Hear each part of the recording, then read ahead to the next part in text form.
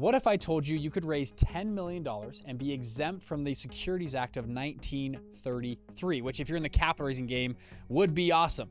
There's a little unknown regulation called a Reg D-504. This regulation is very unused, but could be very interesting for your business. So in this video, I'm gonna break down what is a Reg D-504, how you could potentially use one, what's the limitations, and how people are using this right now in a few examples. Now, my name is Bridger Pennington. I currently run 2 8-figure investment funds, and we've helped over 300 people launch their funds through Fund Launch. So with that, let's dive into the video. So let's just go straight to the SEC website and look up Rule 504. So here it is. Talks about where you can actually go and raise up to $10 million of securities over a 12-month period. Now, the eligibility for this, the following companies are not eligible for Rule 504: companies that are already an Exchange Act reporting company, investment companies, companies with no specific business plan or haven't indicated their business plan, kind of like a blank check kind of company, are not allowed.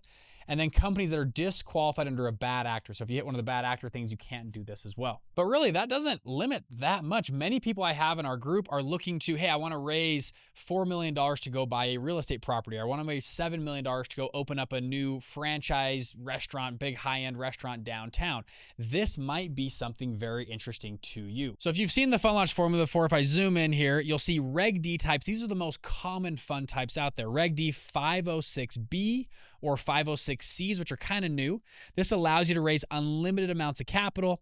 One of them you can't advertise, one of them you can. Then typically underneath there, you use an exemption, a 3C1, a 3C5, or a 3C7 exemption when raising large funds. This is what BlackRock uses, KKR, huge, massive funds. Pretty much all of them exclusively use Reg D 506B or 506C to go raise their offering. I'm talking trillions of dollars have been raised through this little thing right here. 504s are interesting because you don't have to register in the Securities Act, which allows you a lot more flexibility when launching this thing because the dollar raise amount is much smaller than these multi-billion-dollar funds.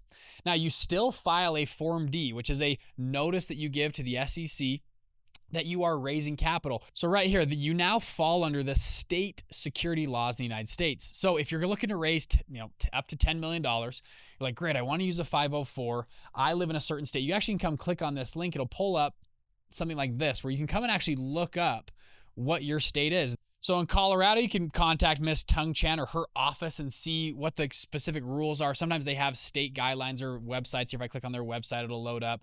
It'll tell me some of the things they have under Rule 504.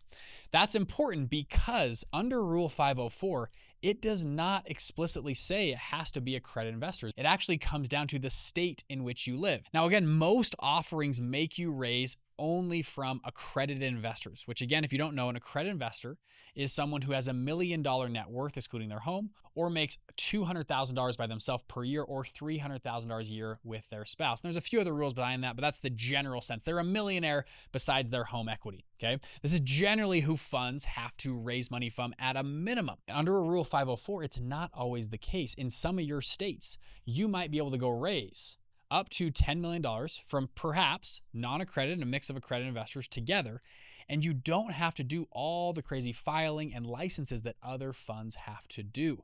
This could be a great opportunity for a bunch of people if you are looking to raise a few $1,000,000 for a certain project or business that you're wanting to put money into. Now, a few other notes on here. You can't trigger the integration rule, so you can't say, well, I'm going to set up 3 or 4 of these types of things and raise $10 million each for a total of $40 million to put into a project. That would not be okay. The SEC is smart. They can see through that, all right? And then finally, bad actor disqualification. If you have anyone on your team that are covered persons that have had, criminal convictions, felons, court injunctions, SEC disciplinary orders, things like that, I'd pause and make sure you don't trigger one of those if you're gonna go out and do this. So again, Rule 504, you can raise up to $10 million. You can be eligible under these things. For non-accredited and accredited investors alike, check on your state guidelines. This might be something very interesting that you could go use to raise a single asset fund or a full out fund. Let me know down in the comments what you guys think, and we'll see you in the next video. Bye-bye.